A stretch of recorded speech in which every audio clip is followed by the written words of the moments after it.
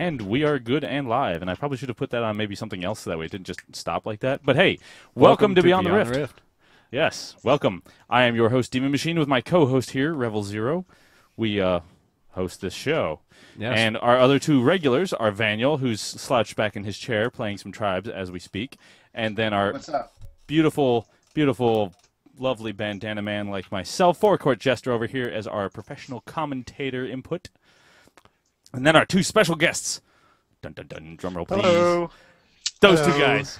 JonniTheJuicyJ and NVC, That's both me. from team Working as Intended. There we go.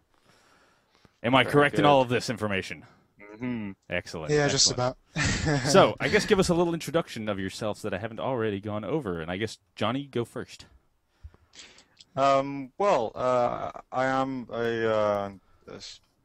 let's start at the job, I guess. I am a small-time game developer. We make a text-based MMO, which is a very long story, and won't waste time on that. All right. In my free time, I dedicate, well, pretty much everything, including testicles, to Tribes Ascend.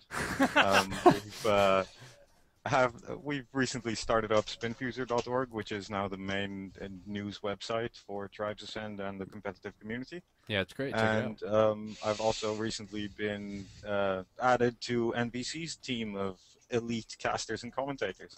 Very nice, very nice. So, MVC. I guess I'll go next. I'm Ziggy, or NVC as I'm known in game. Part commentator, part gamer, playing games for I don't know how long now. Away from gaming, I'm a university graduate, but in gaming, I've commentated events like DreamHack, ESL, MLG Live, and a few others.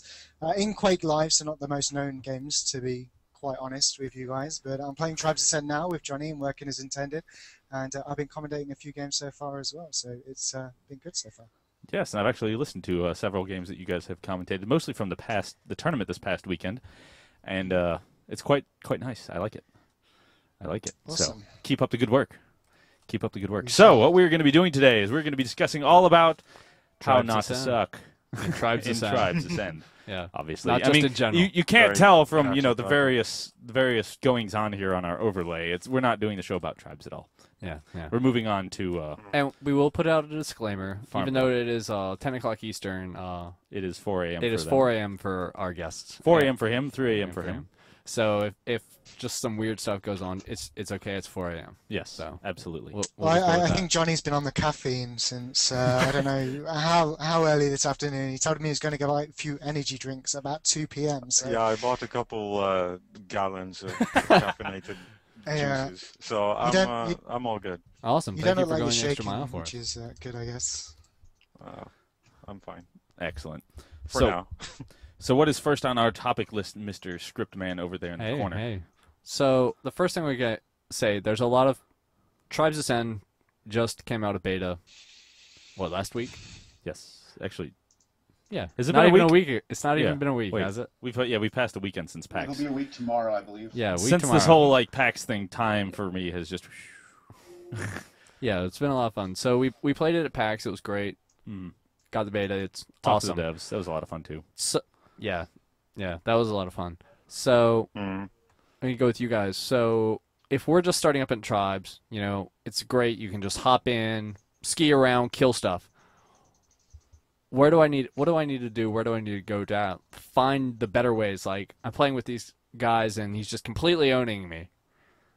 Where do I need to go to learn to do that? What is like a good website to learn different metagame strategies, et cetera, for just your Well, basic- I would Asking me say- to plug my own website now. Yeah. We set that up for you. Yeah, go for it. this long Yeah. setup.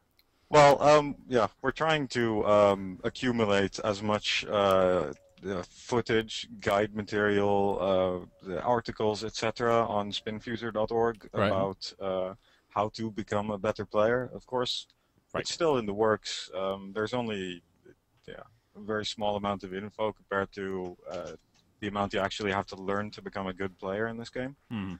But we're trying, and I don't think really, aside from that, the best you can do is watch shoutcasts of matches both in North America and in Europe, and make sure you listen to what the casters have to say, because they are usually the people that know a lot about what's happening on screen. Yeah, I think I can sort of add to that as well. At least from my perspective, I run Level Up TV, and we cover the competitive matches that are going on today. Right. And at least our philosophy is sort of top players covering top games. And I came into Tribes never playing Tribes 1 or 2 before. I've played the game consistently for 4 months now, and only just recently have I felt at that kind of level where I can start telling other people potentially how to play the game myself. So providing the casters are obviously got the same sort of philosophy behind them as I have, then definitely, the casters are probably your #1 source, I would say, for sure. Great. Definitely. Good. Yeah, so watch games and learn. Yep, learn as much as you can. So soon SpinFuser will be having guides, which will be even better. There was a Small Kiwi. If you look up the Small Kiwi Bird on YouTube, he does some good how to set up flag runs and stuff like that. And I was talking to him a little earlier today. They're really nice, and he goes in very in depth with them, and telling you when to nitro and to get yourself that extra boost, etc. So it's definitely worth watching to get those little tidbits. Yeah, I mean, that's the thing with Tribes. At the moment, the system they've got in place is levels 1 to 8, and levels, of course, if people are listening don't know, are based on time played the game rather than how good you are, so your gaming ability or whatever. Levels 1 to 8 are sort of one skill cap, and everything above 8 you can get thrown into the mix with all the top players as well. So if you were just starting, I would say just play around with the game a little bit until you hit level 8. When you start getting thrown into the pit with the big boys, that's when you really have to start checking out the YouTube videos like Small Kiwi, like Shaz. Shaz is another player, SH4Z, 4 obviously being A. He's another player that does the routes, and that's the time after level 8 when you really need to start thinking about stepping up a little bit. See, that's very interesting. I did not know that. So, I mean, like myself, I've got into the Tribes beta really early, but it had to take a bottom seat to everything else that I was doing at the time. So now I'm really getting into it, and I'm enjoying it quite a lot. Me and both of my older boys are playing it constantly. And it's kind of sad when my oldest boy is a little bit better than me. I'm sitting there playing, and he's like, "You need to do this now." I'm like, "What are you talking about? Don't!" Then he grabs my keyboard and starts banging on it, and that makes me do things. And I'm, what the hell, I have the man? same thing with my brother, actually, apart from he's better than me at League of Legends. So thankfully, I've got the FPS talent in the family. That's good. That's good. Yeah. So, continuing on, what do we have next? Well, next thing I want to ask you guys. So, the next big upcoming thing, do you know when they're going to start the pro seasons? The NASL? No, the circuit? Ranked. Oh, ranked. Ranked. Do you know when ranked seasons are coming up? It just says TBA. Yes, coming soon. Well, I'm not really sure what you think is ranked as high-res envision it. Basically, ranked servers will be servers hooked up to a stat system that will decide in what kind of level pub you get, and aside from that, track everything you do for public viewing. So you can either choose to play unranked and anonymously, or you can play ranked and get a rating and be put into servers where people are more towards your level. And probably I don't know if the rating is going to be similar to that of a MOBA. I know it's a death word, but a MOBA style where you get with 1600, 1700, 800. I don't know if that's what they're planning. They haven't really released any information, to be honest, on that front. Yeah, or how they're going to calculate it, because different roles on the team are going to get substantially different scores in a match. Yeah, for their previous game, Global Agenda, they used MS TrueSkill, and even though it's fairly limiting, they did manage to make it work between different classes that have, complete opposite roles. Yeah. The medic and the recon, for example, in Global Agenda were complete opposites, and still, stacked up fairly evenly in the ranking system.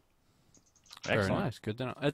Yes, that is quite a bit different than I was expecting for the ranking system. Yeah.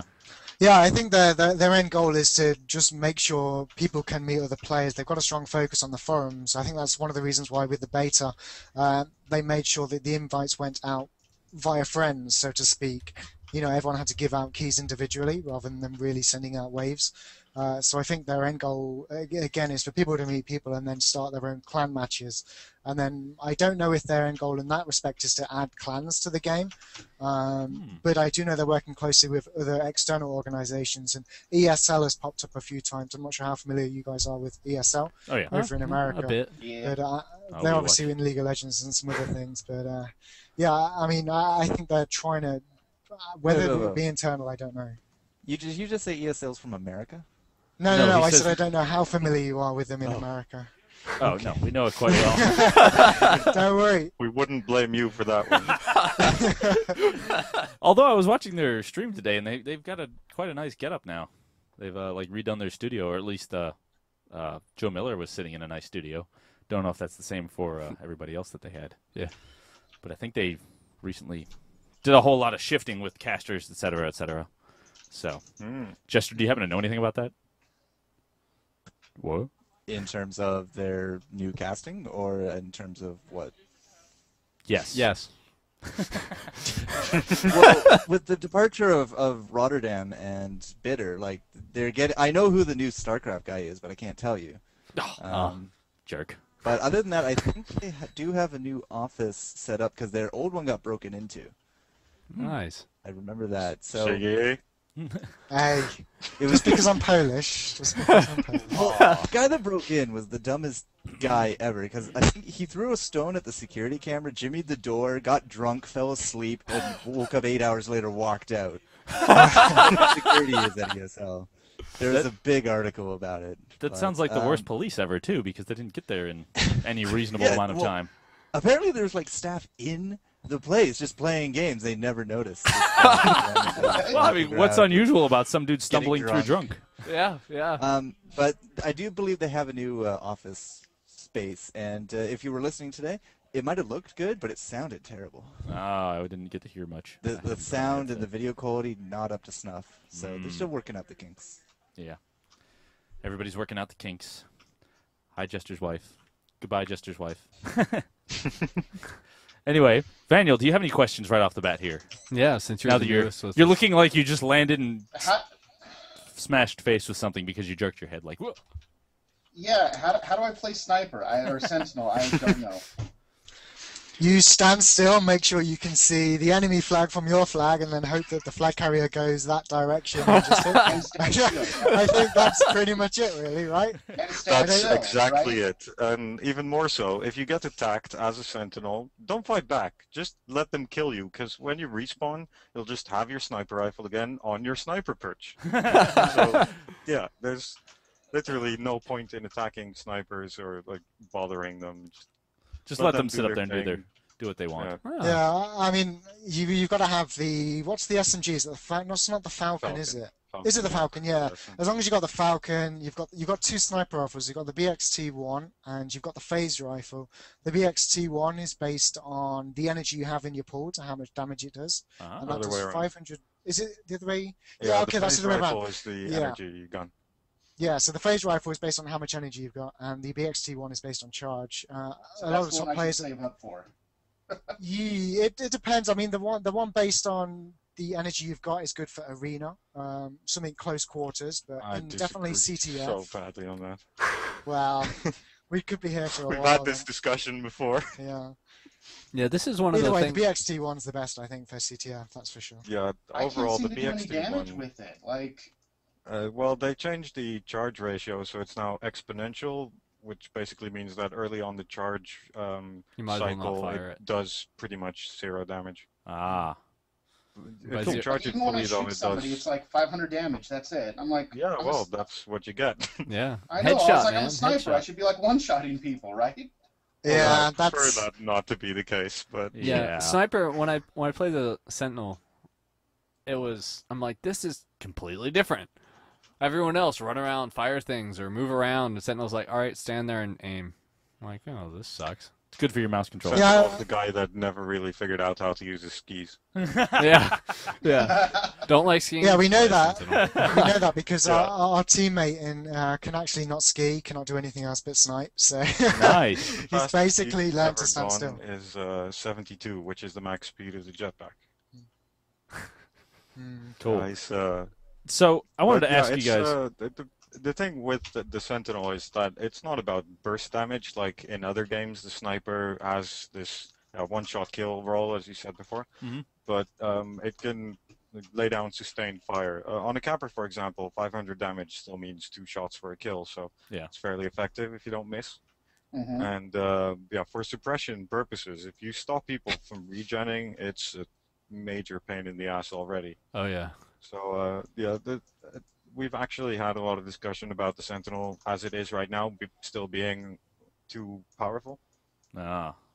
Yeah, Okay. because it's all about the sub-strategies. Of course, if you press Alt on an enemy character, it'll highlight for the rest of the team where that guy is in the map. Ah, So that's how you do that. not only can you damage the Kappas as they set up their routes, but you can also highlight for your team where they're coming in. And obviously that's made even easier when you're using a voice communications program with your team, because Oh yeah. you can say Kappa coming in left to right. They instantly know to look left, and they've got a little signal on the screen showing them where he was last seen.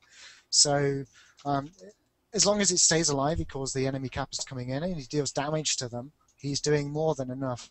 And another important thing with the sniper is to be good at flying strikes, because the sniper is one of the classes that will build up the credits the quickest. So if the sniper can also fly a strike, then he can do multiple roles, and then you can switch out. Rather having a defensive sniper, you can have a defensive strike flyer, and practically doing the same job, but could arguably have more firepower. So Nice. there's a lot of in sort of smaller strategies involved there. So I then, guess I just need to learn how to aim with it better. Like, Yeah, aiming when Bad I, when at I right brought up the now. rifle, I'm like, this is different. Yeah, Like things I think It's should definitely hit not a class for me. mysteriously don't. And I'm like, oh, that should miss. Nope, headshot. And I'm like, oh, yeah, all there's right. like no recoil on any of the guns, is there? which I'm a big fan of. Yeah, I'm a big fan of that Yeah, I because don't like recoil or random spread. It's just not necessary in tribes. for yeah, me. it's also would Yeah. make it what's already difficult ridiculously impossible. Can you think of trying to deal with a spread when you're going at them 120 miles an hour? You know. Yeah. No, Yeah, I definitely. missed him because it went that far. So what I wanted to ask you guys was, what is like the standard, game setup for a professional game? Like when you guys do a cast, is it 8 on 8, 100 on 100? What Ooh, is I like that one. capture the flag, Yeah. first to 5? What's the teams, and then what are the typical positions that is there X amount of this person, X amount of that, and so on and so forth. So How many cappers, how many defenders, etc. who Do you want wants me to to go for this one, or are you taking it, Johnny? You go right ahead. All right. Okay, so two main ways to look at it at the moment. One is America is primarily 7v7, and European is primarily 8v8. That It's sounds CTF, good. of course. 25-minute time limit, or first to 5 in captures. It's not a win difference of 5, it's first to 5, which I don't agree with, and I'm sure it's going to change eventually, because at the moment, obviously, if you get to 5, that's game over. And I would like to see comebacks after that, because it can happen in tribes, you can get quick Yeah. turnarounds, but Yeah, especially late in the think- game when everybody already has maxed everything. So yeah, exactly. And I think the end goal is to have 7v7, so we probably see the Europeans shift over to that format as well.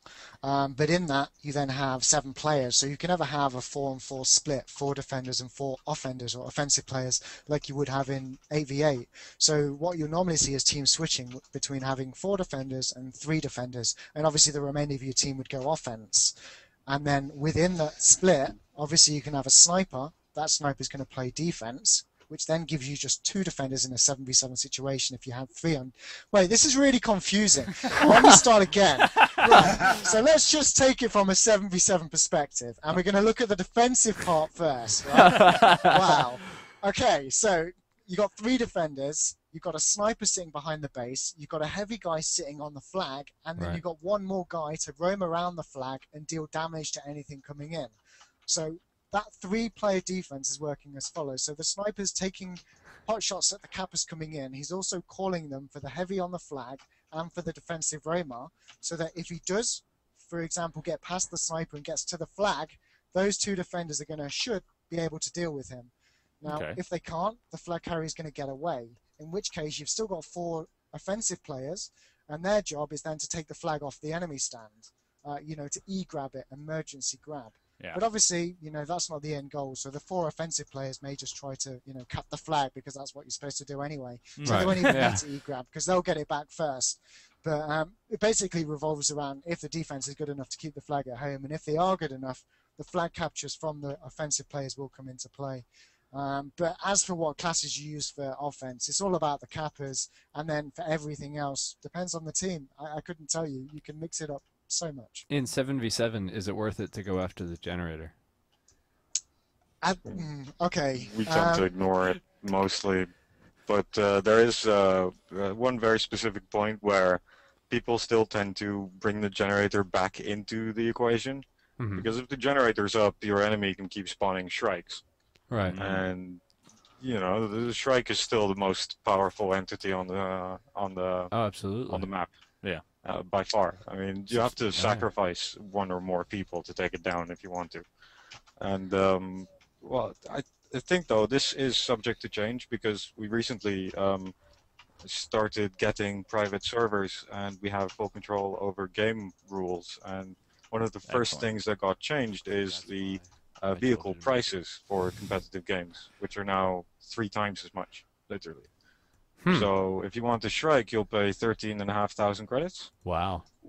That's and yeah, that just basically what it meant before this change was that your Shrike pilot would take about 2 minutes to gather 3,150 credits, which is the discounted amount with the vehicle perk that you'd pay for the Shrike. And after that, you just always get enough kills per Shrike to buy a new one, at least. Oh yeah, definitely. And have Shrikes on the field all the time, but with the with the new credit value for Europe being set on 1350, 13,500, I mean, that basically pushes the Shrike back to half game, if not later. So it's an interesting development. Yeah, I mean, if we look at the beginning of any competitive match, what you would do with the generators is you would say, okay, we got 4 offensive players. One of these 4 offensive players is going to grab the flag. So actually, we've only got 3 that are going to disrupt. If we say, Kappa, you start your route 10 seconds later, and by route, for those that don't know, is starting from spawn and getting to the enemy flag. Usually you go all the way around the outside of the map in a big circle. So if you say delay your spawn by 10 seconds, delay your route by 10 seconds, we'll go for the generators first. That means we go for the generators, we take it down, and then we're still ready to disrupt the flag stand for the grabber to come in.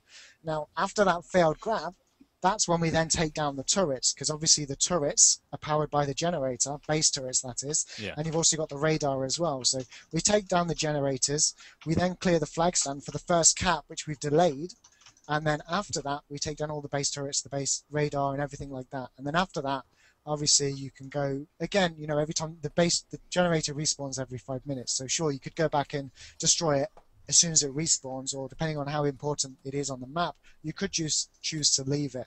But it's definitely something you should just take down at the beginning of the game, just because you can, why not? That actually also, speaking of generator regen, that actually also changed with the new private servers, because we also have a command for that, and generators we have chosen do not regen anymore. So that means that if you don't send anyone, you don't get a Shrike anymore. And yeah, that's going to, I think, make generators a lot more important than they used to be. I didn't know that. Yeah, I didn't know that. So that actually sounds really good. So you keep talking about the custom servers. So tell us a bit about that, because they're not fully available to everybody yet. And by fully no, they're not fully available yet. I'm not sure who in the US has been chosen to be the fortunate testers for this, but in Europe, our team and the 2 top teams, actually the 3 other top teams, were handed a free server, and Electronic Sports League have a bunch now too. Cool. And they basically told us to go ahead and start testing. Well, I'll start at the beginning. It's an in-game management system for the servers. You can find it in the custom server browser. There's a button for it already. And yeah, you'll be able to buy a server through that and set anything from call-in settings, vehicle settings, how your base works, team sizes, class limits, etc. Nice. Very cool. It's the whole whammy. And we don't know anything about pricing yet. hoping that'll be fairly Will you decent, be though. able to host your own, like, with your own computer if you have a good enough? No, they won't be releasing server files, sadly. Okay. It's basically going to be rent an instance from them, and as it is now, I'm not sure if I'll stay, but as it is now, you have an instance, and that's sort of a credit for an instance. Whenever you need it, it'll start up, and it can be on all the time, and you can even switch it regions if you want to. Neat. So, Gotta love virtualization. Oh, baby. Yeah, it seems like a nice system, but of course we'll still be dependent on high-res servers, not our own. Yeah. Of course. Interesting. Yeah, that's actually one of the problems I hope will be okay, because obviously players playing from home can still have bad routing to the server, so I'm just praying that they are good. And, Hi-Res are obviously really committed to esports, so I'm sure if there are problems, they will be willing to look into them. Yeah. Because, just post on the forums if that was the case, but Certainly. fingers crossed, I guess. I had another question for you guys, and it was a very interesting design decision I saw them do in Tribes, that every class has, for all the different slots, an initial weapon or skill that they have, and then an unlock. And the fact that the unlocks aren't necessarily better or worse, they're just different. So Side grades, I guess. yeah, side grades. So, but for different classes, those side grades are some substantially more useful than others. Which side grades would you say are the ones that you should really get initially?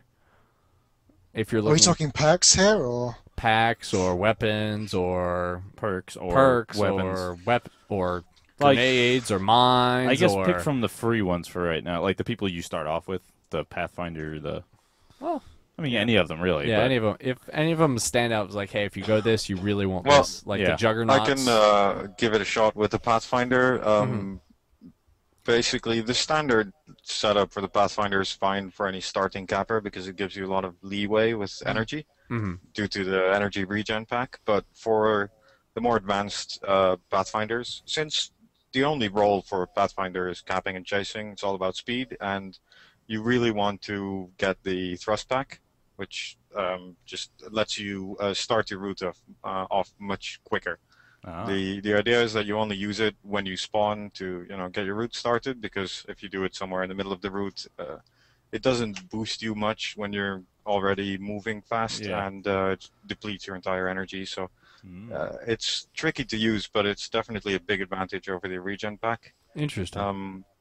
As far as weapons go, people are kind of in the middle about the spin fuser bolt launcher thing. Right. I'd say bolt launcher because it has higher single hit damage, and it hurts. Yeah. Oh yeah, it does. So it does. That's what I usually I'd use. say bolt launcher, but people here Tribes, they want spin fuser, so you're not much worse off using the spin fuser. I found through my limited experience that I enjoy the bolt launcher and I enjoy the spin fuser on different maps. Like it depends a lot on the geography and like where I go for flag capping. If it's a long straight shot that I can see the flag from, the spin fuser usually works a bit better because I can throw those in and reliably hit exactly where I want to knock anyone off before I get there. Where the bolt launcher, it's substantially more complicated to shoot that from a distance and get an accurate shot. So I definitely agree. To, quickly mention about the bolt launcher that a couple of weeks ago it got nerfed thanks to NVC. What'd you do, dude? He found a very original way of doing it. I guess you guys know the map Crossfire. It's the sandy one with the two bridges on either side, and it looks like basically a palm tree map. Yeah. You could spawn and you could get into a nice little spot. And I don't know if you've ever watched any Call of Duty 4, but in that game you could set up tac nades to grenade certain spots. Now on Crossfire I could spawn and I could kill all the base turrets from at home. So I posted a YouTube video which was a big mistake and I patched it out. So basically it explodes after 6 seconds now and it doesn't travel all the way to the enemy base, which is a little annoying. It was nice to show off, but that's no longer in the game. Fair is fair. You shouldn't be able to shoot farther with a Pathfinder than with the Juggernaut. Yeah. So, it's fun while it lasted, though. Then over the last last couple weeks I've been playing, and a lot of people are complaining about the Thumper, saying it's overpowered. Is Is that just noobs talking, or Yeah, that's. does it? I would completely disagree. I don't think. Aside from overpowered or not, I don't particularly like one-hit kills. So Yeah. I would say, lower the damage of some of the slow-firing weapons to avoid one-hit kills. But aside from that, the thumper is definitely not a problem in my opinion. I think what people have a problem with is that the projectile is almost invisible at certain graphical settings, and that makes it really hard to dodge while a spin fuser is a big blue disc coming for you. Yeah. Yeah. So yeah, that's a disadvantage for the one getting fired upon by a thumper. But otherwise, it's not faster firing anymore than the disc, and it doesn't do more damage than a disc. So I don't find it overpowered whatsoever. Cool. The fast fire projectiles are a different story, though. The SMGs, ARs, etc. Mm-hmm. Those are really the lifeblood of competitive games at the moment. Oh yeah, because you can, if you're good with those, you can just knock someone right out of there. Just Yeah, it's about accuracy. Yeah. If you try and go for mid-airs with, let's say, the spin fuser, there's a chance you'll hit, a chance you won't. But yeah, with the SMG, you're going to definitely do a ton of damage before he Yep. passes you. exactly. So yeah, we go for safe. Everyone goes for safe and just uses fast fire. Yeah, I Most mean, work anyways. the other free class you get, of course, is the soldier. That's got the spin fuser disc and eagle pistol, and it's also got the assault rifle. Yeah. And what is the other one I'm missing, thumper. Johnny? The thumper. Okay, so if you're taking that class, you got to look at it two ways. Firstly, you've got a spin fuse and eagle pistol. The eagle pistol has quite a lot of spread, so it won't always hit your crosshair. And you've also got to spam the button like no tomorrow and get RSI for the rest of your life. So I would. As much as I like the eagle, and if you hit everything, I would say stay away from that. Instead, look at picking up the assault rifle and the thumper as the combination on that class. And a lot of people ask me, and I see on the forums as well, how do you aim an SMG like the assault rifle or the NJS4 on the technician, or whatever the Raider one is? Actually, that is the NJS4. The Raider is the NJS4, Yeah. and the technician is the technician gun. But I think the key to that gun is to listen for the shots. Make sure you have the hood reticules on, so you see the little red blips. And as soon as you hear that blip and you see the blip on the screen, try and just keep moving your mouse in the same direction. It's really not about watching the model and moving your crosshair. It's more about listening to the sound and watching the blips on the screen. As soon as you hear that, just go with it. Just don't try to predict so much. Just Yeah, it's more about feel than watching the tracers, because the tracers are fairly inaccurate. They don't exactly display where the shots will hit. Ah. Yeah, I have noticed that. Like, I can go like a full auto spread and hit with everyone, where if I look where the tracer should go, they'd be no. I'm like, all right, something shady's going on here. Trying to confuse you. So yeah, definitely on the soldier I would go assault rifle and thumper with the standard grenade, obviously. And then, which is the free heavy class, Johnny? The Juggernaut. Which is, well, my personal favorite heavy class, of course, because it has the giant green omelet of death. That is so true. Is that what they call it? Sadly, though, that's one of the weapons that simply is an upgrade. The Merv launcher outclasses the mortar in most situations that you should be using a Juggernaut. Yeah. Yeah, the Merv launcher, as compared to the mortar, it's a very expensive upgrade if you want to get it for XP, but it's it gives some extra range. It especially adds area of effect, so more splash every time you hit, which perfectly suits the role of the Juggernaut, which isn't precision strikes, it's disrupting an entire base from a distance. Right. And it can really with that do role that. in mind, I only really see one combination of weapons working for Juggernaut. Of course, there are different strategies you can do. If you want to be like an indoor Juggernaut, there's a different weapon set. The But Merv launcher is for the pretty classic effective indoors. heavy offense, I'd say Merv launcher and the light machine gun and the disc grenade. Obviously the light machine gun, because what I said earlier, you can't go without your fast fire gun, sadly. and the spin fuser grenade just to make up for not having the real spin fuser. I hate that spin fuser grenade. It's like he just throws nothing, and then like a meter later you see the beam like come towards your face. You just think he's just you don't even know what he's doing, and then all of a sudden you've taken oh hi, and then just spin fuser discs to the face. It's bizarre. I can't handle that. It makes me so angry. You want to beat me? There's actually a perk that goes great with that. The quick draw perk, which reduces weapon switch time by 50% and decreases the animation time for grenade tosses. It basically makes the spin fuser grenade or any other grenade really for any other class emit instantly instead of the silly that perk. Grenade. Yeah, it cuts the animation down to a split second, and that makes the whole surprise that MVC was talking about getting waved at and catching it with your mouth. It makes it really unpredictable because the 1 second you could be getting shot by the LMG, and a split second later you could be getting hit by 4 of those spin fuser grenades. So that brings me the quick thing to another thing I wanted to ask. I have a bad habit of meleeing people midair that come too close to me. And sometimes that gets me into trouble because weapon switching is not terribly fast. So is that a good or bad practice if you can actually reliably hit people in the air? Can't see why that would be bad. The only reason I don't do it is because I forget to do it. So if I could trade places with you, I would be more than happy. Yeah, I'd say it's fine to do it, because if you would replace that melee hit with you firing a disc at him, then you take damage as well, and melee does the same damage as most of the explosive projectiles. Yeah. So it's a good trade-off. You just need to be careful that you don't melee in the middle of a reload, because it just cancels the reload and stuff like that. But aside from the obvious buggy things you can because I find induce, that it's great. Yeah, the enemy team is fearless when they're not trying to attack you. They'll just like run at you. You're like, all right, I'll just move to the right, and then shink. I mean, the other thing is you could combine that with super heavy, so you could always miss the melee and then just like kill him by him smashing into you. Double fail. Yep, there's that. Good times. Yep.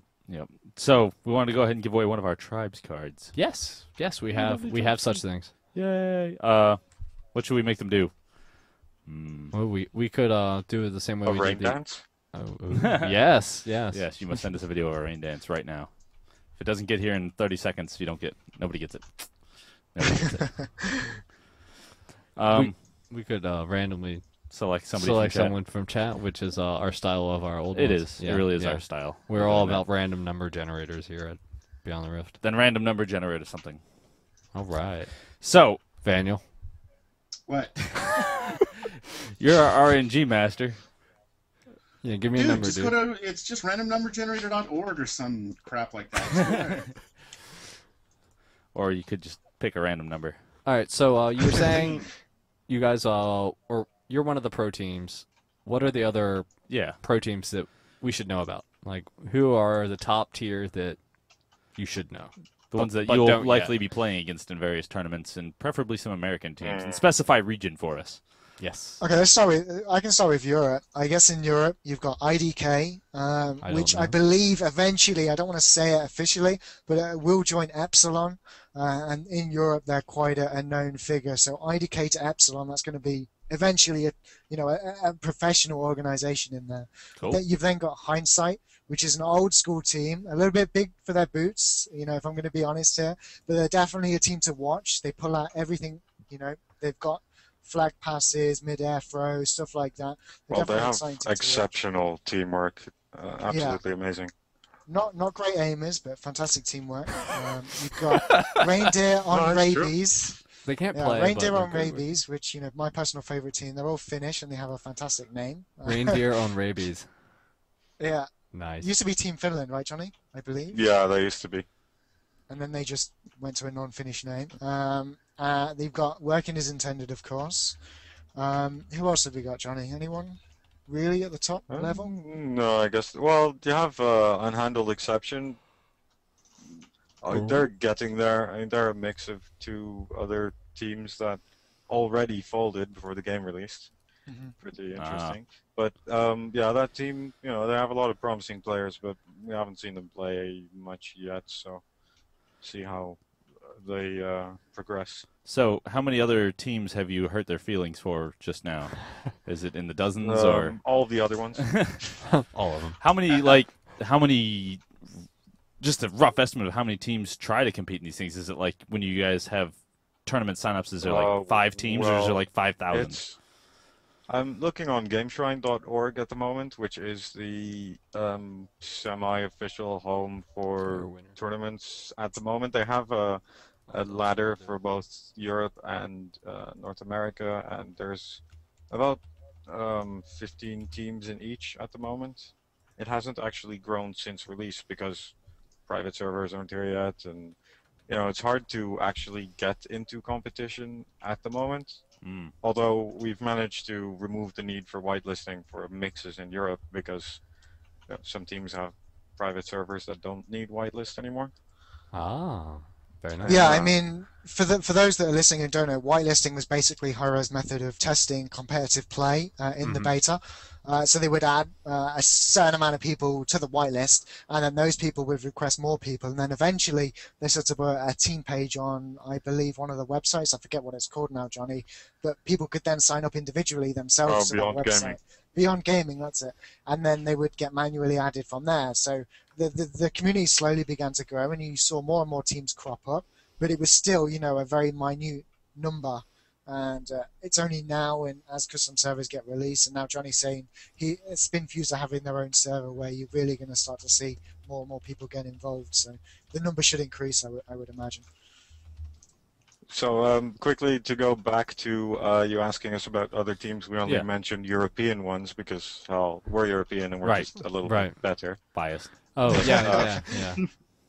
So for the US, I'd say the teams you should be looking out for are the new Loudmouth, Area 51, Egocentric as well. They've done quite some interesting performances. They also have ex-Reddit tribe people in there, so homegrown team. And well, obviously the two teams that played tonight, actually a couple hours ago on Tribescast, No More Triples and the Tribe Hard.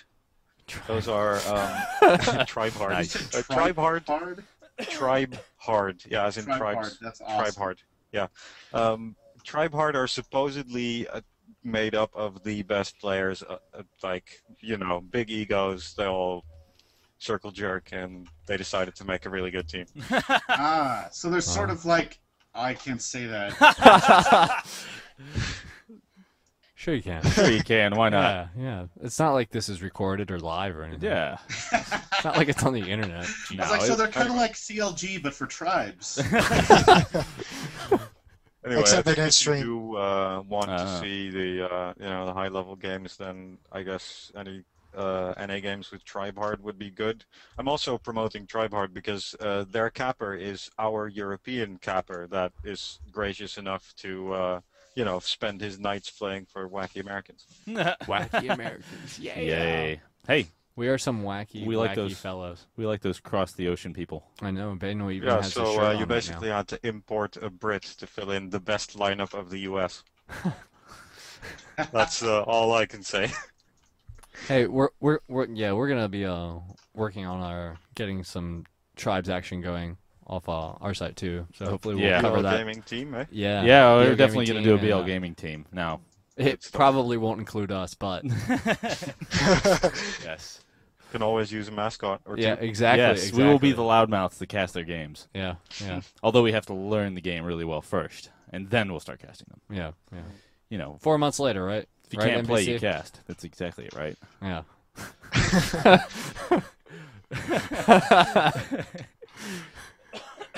I forgot who I was talking to, but one day, I think it was somewhere at PAX. I was talking to somebody that I won't name him at the moment, but he was really complaining hard about how come all these teams that they lose, they lose early, and then one of their players gets to go cast. He's like, that's like a reward. What the man? You know, the hell. I lose, so I get to go sit in front of the thousands of people and talk and have my face everywhere. Versus all the other guys are still in unseen behind the camera and all that stuff. And he's like, that's just crap. So I want to hear your advice, loser. I thought that was kind of funny. He made me lulz. So, let's see what other questions I have. Also, feel free to call us up and ask them questions yourself on Skype. We love to have callers. It makes nice, and we actually have some going on there. Rebel has not been paying attention. What am I doing? Nothing. It was Nothing. It was blinking. No, it was blinking. There's blinking, and I missed it. I apologize. Yes. I mean, I guess if you want, I could go further into what I mean. We spoke about the initial 3 classes, but maybe I could talk a little bit about the kind of classes you might want to buy once you have. Yeah, do it. Yes, I'm fascinated. Raider. Raider. Tell me about the Raider. These little exploding red balls of death. Well, I mean, first you got to decide if you want to play defense, you want to play offense, you want to play flag capper, or you want to play on the flag, at home. Once you've decided that, then you can really look at the classes you want to play. So if you want to play defender, then obviously you've got the Raider class, which is fantastic, as Johnny kept saying. There you've got a grenade launcher and you've got an arc buster. The arc buster is the three-shot weapon that then explodes after time. But anyway, that would be a good class to play defense. The other class to play defense is your soldier, which you've already got. And apart from those 2 classes, you've got the technician as well. Doombringer, heavy on flag. Yeah, heavy on flag.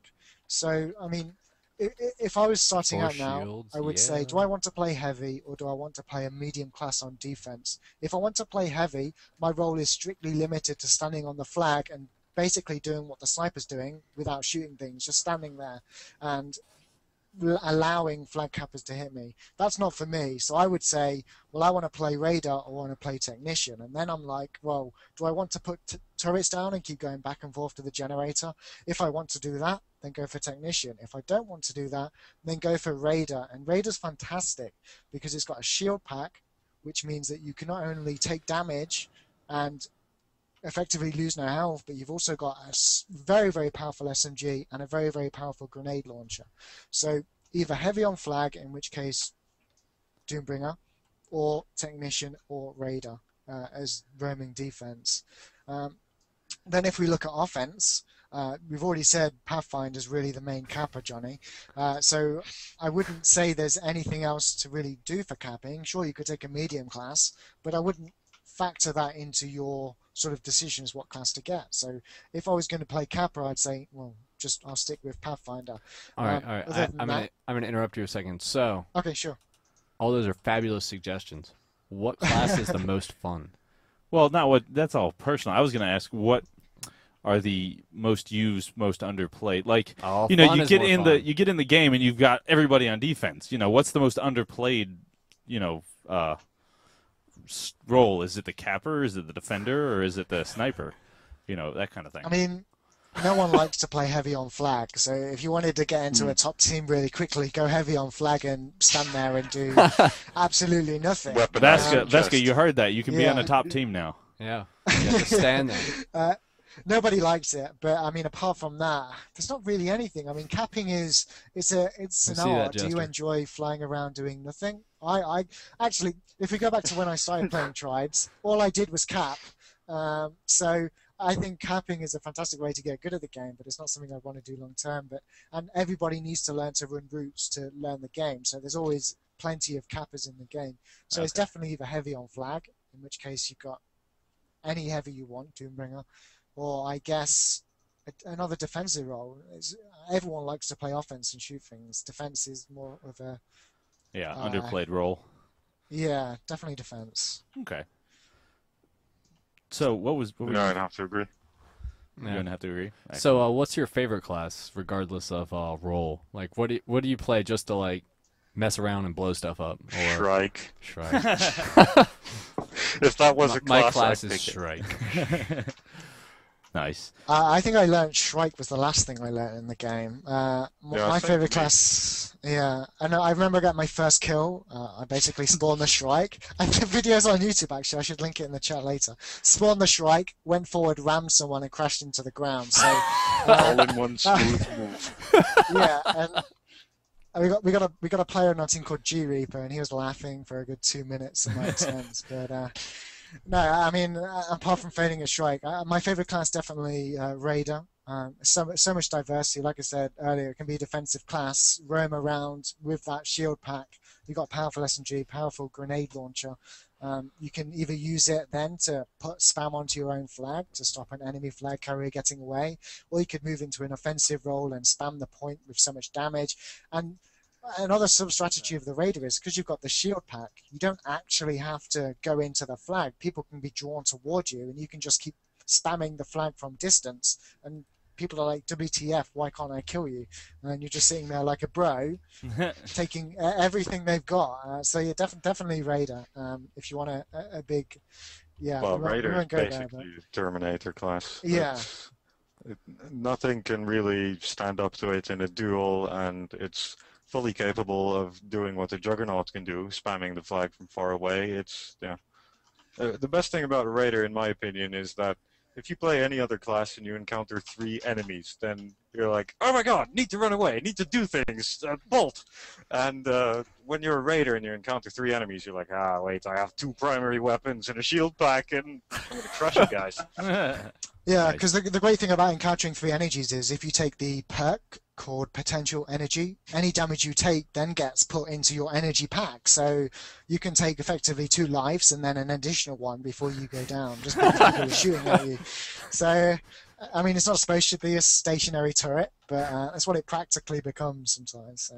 Yeah, Tribes is about skiing, except for Raiders. Especially when 2 Raiders start fighting, it's basically shield packs and SMGs and side strafing. It's it boils down to very, very typical FPS skills then. I mean, the great thing about it as well, I mean, everybody likes to do spin fuser disc jumps and nitron jumps to increase your speed, but with the Raider, you've got a grenade launcher and you've got an arc splitter, and they take a bit of practice to get good at, and even then, you can't hit everyone every single time. So it's kind of fun just flying through the map and failing grenade jumps and then hitting one finally. It's like mini success, like every time you spawn. So it's never boring, which is one of the great things about it. Well, cool. Let's see. So I would like to know some terminology. When you're casting a game and you have, you list off E-capping as obviously emergency capping to prevent the other team that's not your team from being able to capture the flag because they have to have their flag and have your flag to actually capture the flag. So E-capping is just trying to get the flag away from their base so they can't capture it. What are some other ones? I guess list me off some other ones that we really need to know. I mean, the most important ones are the ones for the cappers and the disruptors. So what you'll often see is, okay, we're seeing a capper coming in front to back, or back to front, left to right, right to left. And that's based on standing at your base and then looking toward the enemy flag. And if you're at that position there, you can say, okay, there's someone coming from the left of the screen to the right. So that's the left to right route. Okay. So that's another very important one, both for casting and for playing. Definitely want to figure out. For casting, since you're not on a particular side, do you like always pick, say, the blue side or the red side for calling left or rights? I mean, you always sort of talk from the perspective of, well, I guess it depends. You could always specify you're going to talk from defensive perspective, but normally it's from the attacker's perspective. So you say, all right, we're going to see a grab come in left to right or right to left, always from the attacker's perspective. Okay. You take their home base and you look at the enemy base. I see. And so if you're looking at the enemy base, that's what perspective. If you were looking from like the front, that's the perspective you'd be saying left or right. Yeah, exactly. It gets pretty easy the more you do it. Yeah, it does. It does.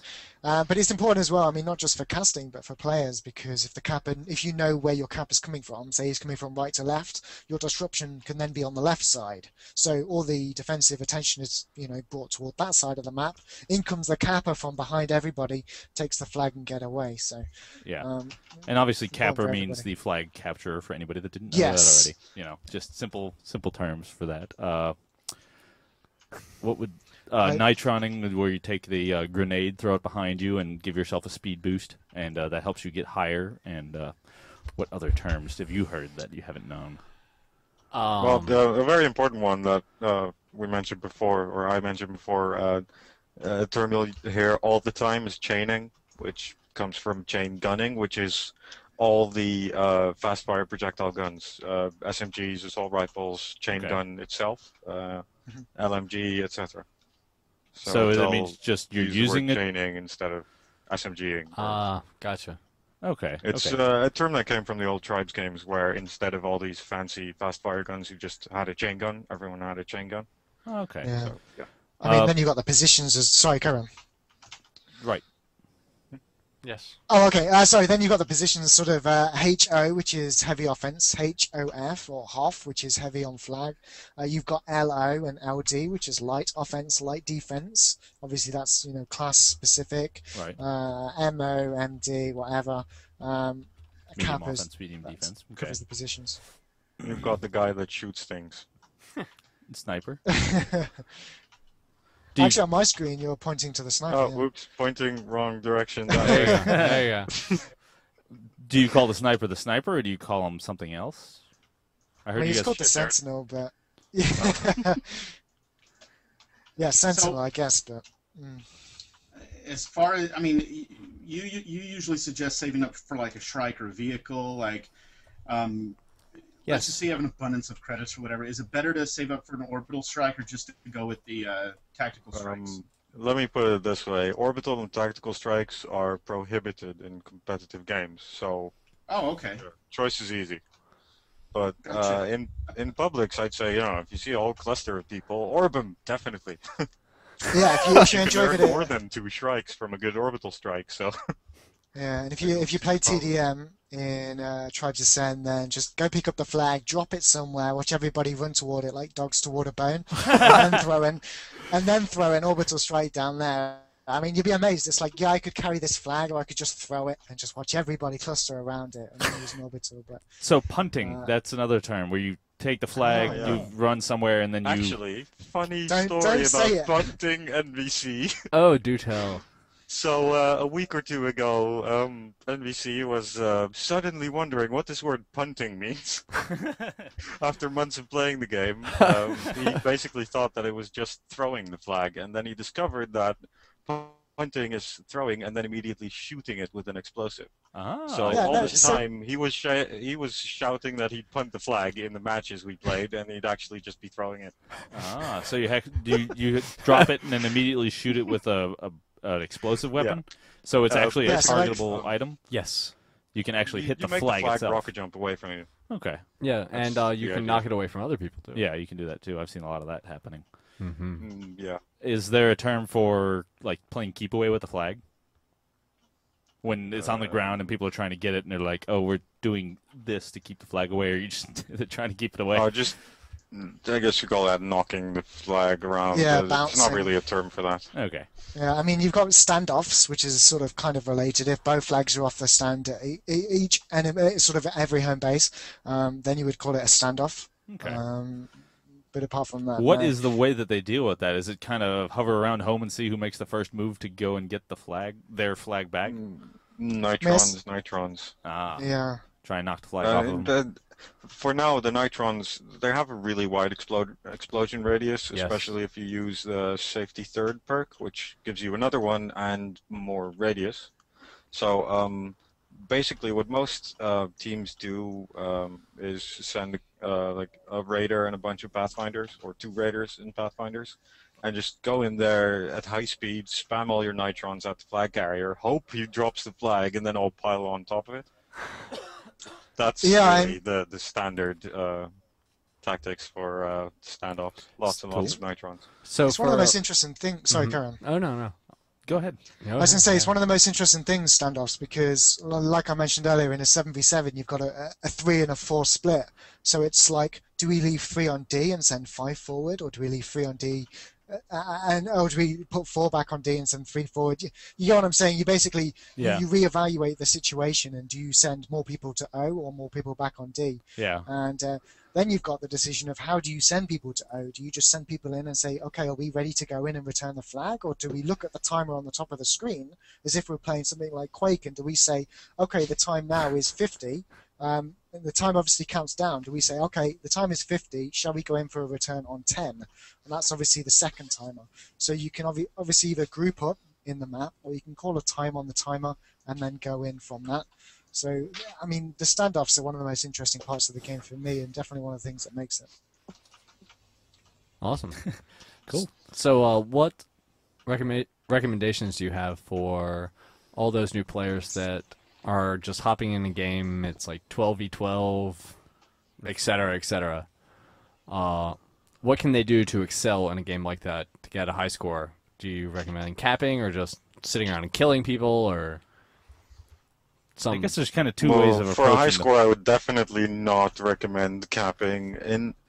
In general, the focal point in public servers is to generate the room. So, you know, take a heavy hitter class, Raider, Juggernaut, and go in there and just left click until everything is dead. And that tends to work really well. And, there's a lot of people that, you know, average 50 plus kills every pub game just by ramrodding the gen room with disco parties and whatnot. It's well, for me, you know, striking does the trick. You can strike with any medium or light, and you rack up so many points so quickly if you can, you know, fly to any extent. It's fairly easy to get under control. It's like a Lego airplane. You go forwards, you go right, you go left. There's no banking simple. or anything like that. So Yeah. it's fairly easy. And Yeah. I mean, if you want a lot of XP, then killing is the way to go. Not really, sadly, not really objective play, because Right. you know, there's only 5 flag caps for your team for that round, and even if you get all 5, you're not going to get that much score out of it. Not Right. compared Yeah. to someone that made 30 plus kills in the same time. This is I true. guess it depends if you want to level up or if you just want to have a bit of fun and learn something, or whether you're really dedicated towards a specific role and you want to practice it. Because, I mean, I started the game A, playing TDM, so I could figure out all the games, and B, playing CTF and just flag capped. I didn't do anything else. Flag capped and played TDM. So that worked my aim and it worked my routes. And once I could do those two, then I, you know, did whatever I wanted to do in the public. So if you wanted to improve, you need to find something specific and work on that. But if you just want to have a bit of fun, then start off as a technician or a raider or soldier, just kill a few things, get a shrike, as Johnny said, rack up that XP and fly around like a maniac. So I guess it depends what you want to do. also in competitive play, the tanks are banned. Are they? No. No, they're not banned. On public servers, the vehicle limits are 2 strikes, 2 tanks, and 4 grab cycles for a 16 versus 16. Mhm. And since competitive games are about half, we have the team limits as well. So the vehicle limits, so it's 1 strike, 1 tank, 2 grab cycles. Okay. On the NA side, though, there aren't any vehicle-specific rules, I think, yet. So, for example, tonight's match had no vehicle limits, and there was double tank out at some point, which in the North American scene is fairly, you know, regular occurrence. But in Europe, I can, with some happiness, say that I've never seen a tank get used ever. So you're not competitive a games. big fan of the tank. I just don't see the point of sitting in an iron can and moving really slowly and being a giant target. I mean, Very it's true. basically a slow strike that everyone can shoot without even trying. Cool. Although, you know, it has a lot of firepower, but yeah, the fact that you have to get in it and drive all the way across the map if you want to do something, it's just... Well, I found I play around with the tank a lot, and I found that on a few maps that have a like protected base area where you can just park that tank on like the side of a mountain, and you sit that on the is hill a and flag you shoot the flag defense. stand, huh? Yeah, or anyone that even comes remotely close in your line of fire, Yeah. because I mean the ballistic arc is beautiful. It's so easy just to knock people. So Actually, but on maps that don't have that, happened- it's useless. Happened to me the first time in my recorded Tribes End history that a tank one-shot killed my Shrike today. Nice. That was pretty impressive. That Cool. is rather impressive. He should get a medal. So I had a It was question. purely accidental, but Yeah. You're like flying. One of our viewers had a question was, how do you deal with the invisible infiltrators that hide around your flag all the time? Like, he was just playing the pub game, and, you know, he was playing a heavy on flag, and every time his flag would get there, suddenly a little invisible guy would run by and grab it, and he'd just be like, what do I do? I suggested just spam explode around you, and eventually something will die. Yeah, I mean, Well, that's what you got to do, really, I guess. Carry on, Johnny. Yeah, you definitely like you can spam around with the chain gun and just hope you'll hit him. It's sort of like spy checking with a flamethrower in Team Fortress. Oh yes. Just light everything around you on fire and see if something sparks. Yeah. But aside from that, Doombringer has his mines, which I really recommend using. Place those around the stand, and you'll see infiltrators just turn into giblets all the time. Yes, it's great. Very cool. Yeah, and aside from that, the technicians, what's it called? There's little deployable energy sapper thingies, the sensors. If an enemy walks over them, he loses his entire energy pool. So it makes infiltrators visible instantly. Ah, yep, interesting. That really helps. I think if you just generally want to avoid the infiltrator, one of the important things on D, unless you're a heavy O, because that's kind of the exception, you don't have an energy pool, so to speak, is to just keep moving, jump up and down. When I say jump, a bit of jetpack, 5 or 10% at a time. Just keep floating around, change your position. If you're looking at Katabatic, which is the snow map, and you sort of got the two flagstones sort of on a little sort of a base thing. I don't know how to explain it. Platform, a pedestal, so to speak. Yeah. And then on each four corner, you've got like a little post that you can stand on. I sort of float up and down off the post. So then, you know, if an infiltrator's below me, he can't stab me. And I'm also in the air, so if any spam comes toward the point, I usually miss it. And it just keeps me on my toes, because one of the important things when you're playing any FPS is just to keep yourself active. So you always your reflexes are on guard. Keep switching things, keep bouncing around, and just never stop moving, really. But always make sure you're watching an important spot at all times. Remember where the flag cappers can come in, and as long as you've that's a good point, actually. For when defending the flag, don't sit on the flag, because that's where all the spam will land straight away.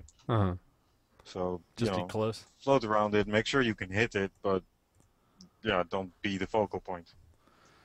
There, I fixed our camera. We'd froze for some silly reason. Ta-da! Yes. So only like awesome. Hey, at least that caught it like a minute for, later. So yeah, that was a great explanation. That's very fun. I like the exploding balls of death option. It's always a good one. So I'm disappointed with you viewers. You guys have been watching all this time. Yeah, you need to give us a quite call. a bit of viewers, but nobody's calling yet. Come on. I know, right? Get on top of it. I guess we'll wrap it up pretty soon. I really had a late question. for everybody. We've talked about almost every single class except for one. What? The Brute. The Brute. Yeah, that's for very good reason. It's useless. Why is it useless? I just the Brute had or has a role in public servers. Its role is generator warfare, and it does that really well with its area denial grenades and the heavy disc launcher and the shotgun, which is basically there's an enemy to the east. I'll point this machine to the east and it'll die. You know, it's the perfect point blank combat class, especially with the shield pack it got later. But yeah, in the competition, we don't use Brutes because the generator is just not that important. I mean, the guy that destroys the generator is not the guy that sits there all match. He just goes in, kills the gen, comes back out and fights. And as soon as a Brute enters open air, then he's just, a pile of poo.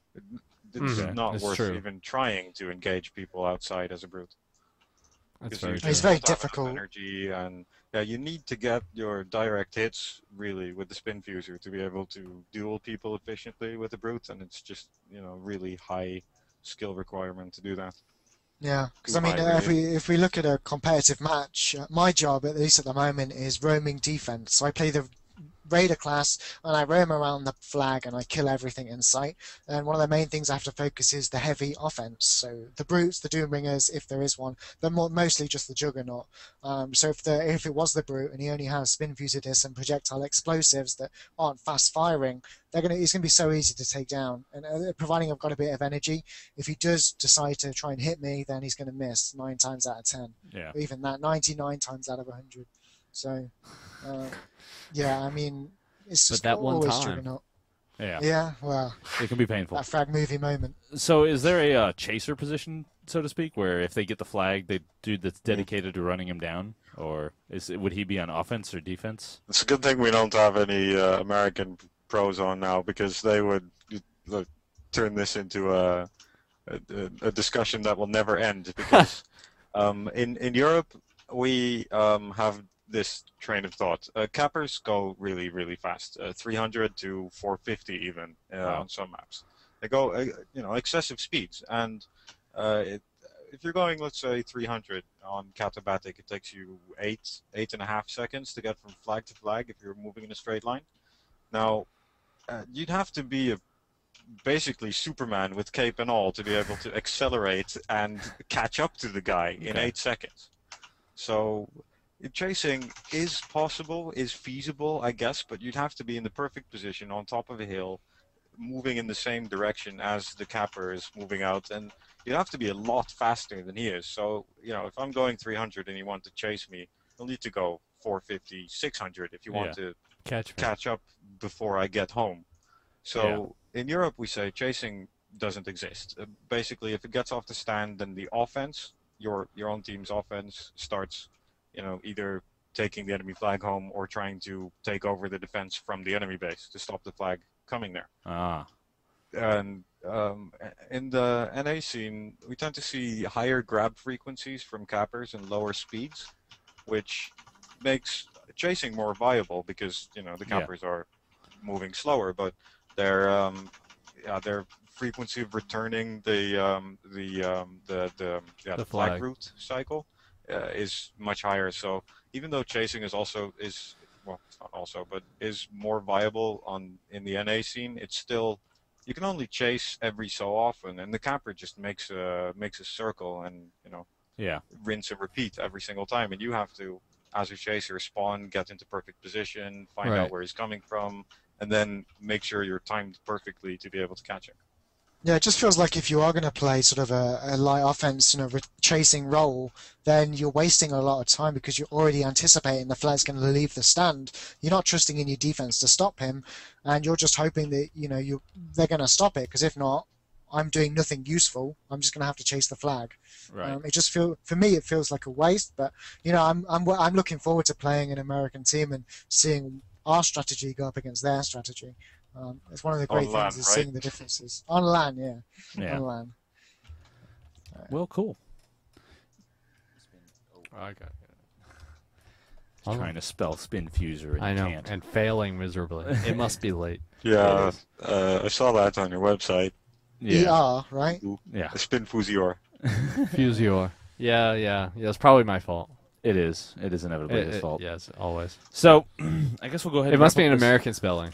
Wrap up this amazing episode that we've had with these two lovely gentlemen. Thank you for joining us so late at night with you guys, and I can't wait to continue talking to you guys throughout the future. And we'll have to have you back on in future. Yeah, it was great fun. It's been a pleasure. Thank you. You're quite energetic for 4 o'clock in the morning. Yeah. Any last questions from Jester and/or Vaniel? No, thanks for being on. Jester's like, no, I'm good. I'm not going to say anything. Helped me out a bit. I just got a double kill with on some melee, using melee. It was kind of strange, but I got it. Oh, what keys do we have to know? Absolutely. 2 guys with no. 2 guys with 2 swings. 2 guys, 1 sword. What are like some keys that you just have to know? Like the flag drop key is.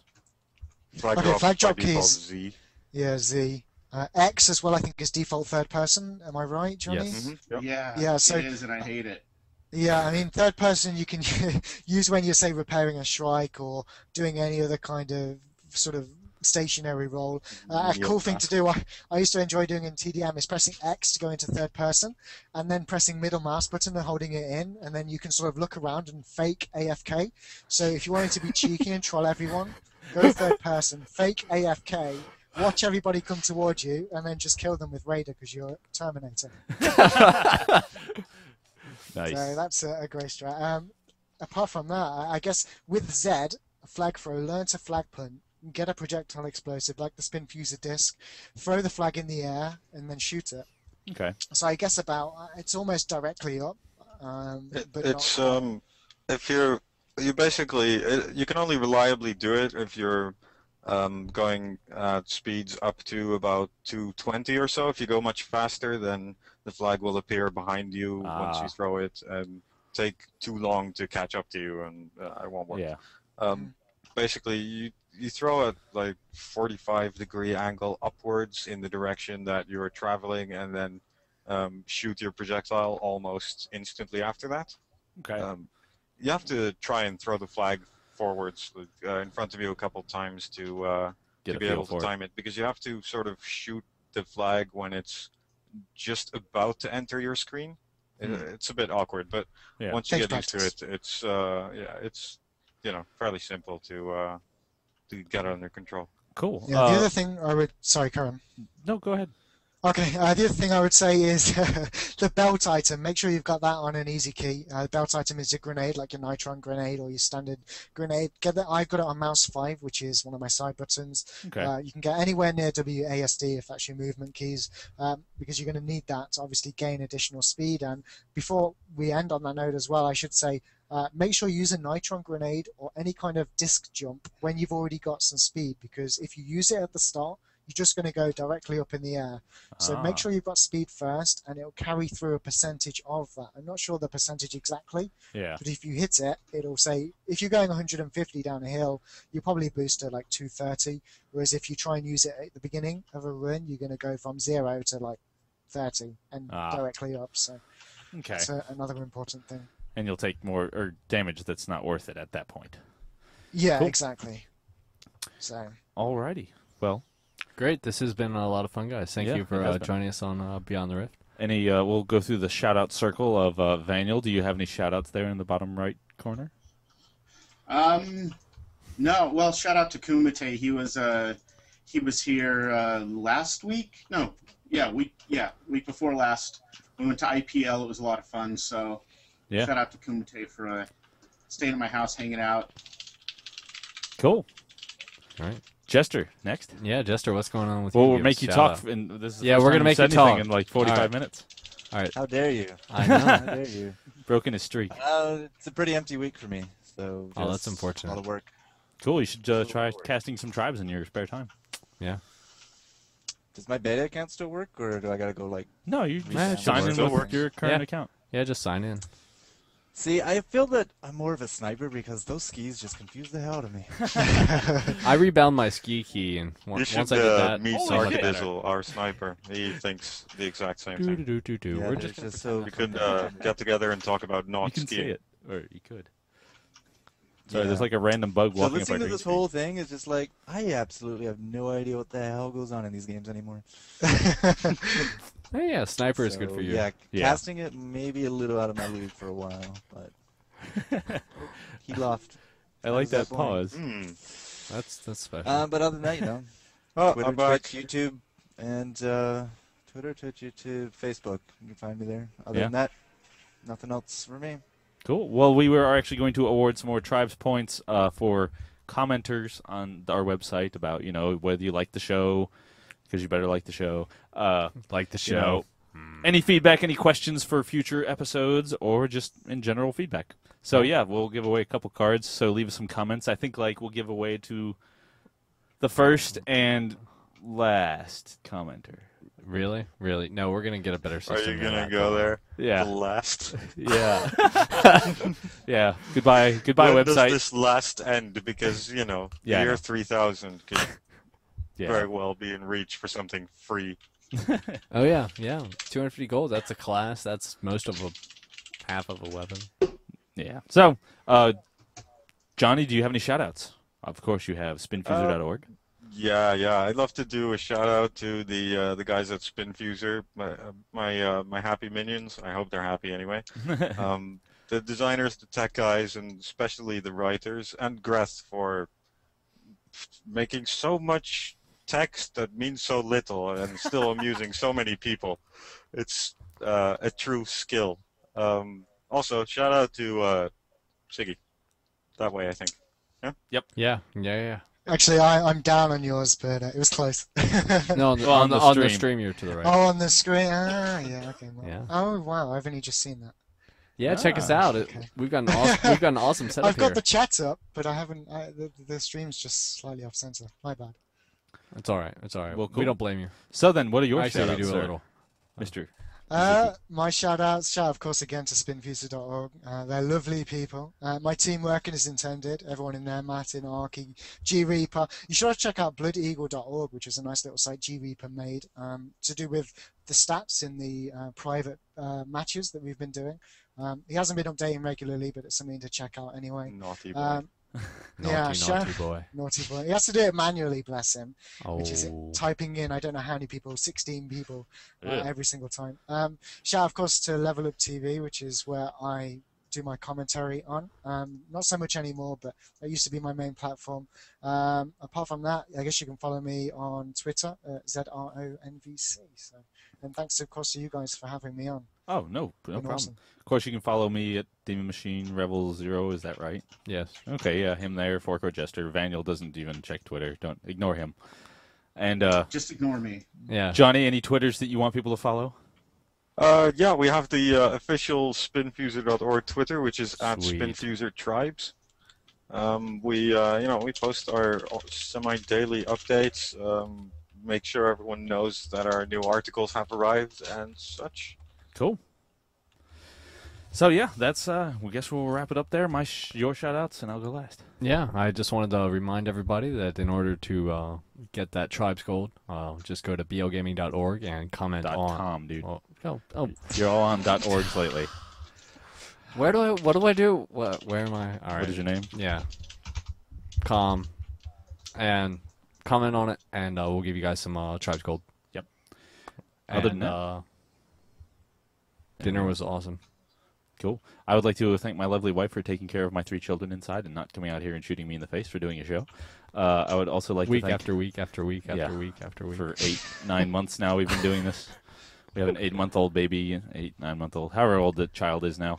It's huge. It's It's monstrous. It is. It's scary. It'll eat you with smiles. But Can it ski yet, though? That's the question. he cannot ski yet, but the older 2 can. So we will work on their getting pro. So soon, once the youngest one gets old enough, I'll have my own tribes, like a third of a tribes team, ready to go. We'll start your own arena team. Right. Yeah. Exactly. Yeah. Definitely. And so I'd like to thank my wife, and of course, follow me on Twitter. We have our BL Gaming Check us Twitter on also, Facebook and too. Facebook. Yeah. BL Gaming, And, Facebook, and Perfect Green. I think that's about it. So thank you, everybody, for joining us. Thank you 2 guys especially for joining us and doing all of that you did. And thank my squeaky chair for making all this racket when I'm moving back and forth. And so have a great... Don't do a hard cut. Do back to the scene. Yep. Have a great night. Have a great night. What scene? As I interrupt him as he's... Yep. So we'll just give it a little time to run out here and then cut it. Yep.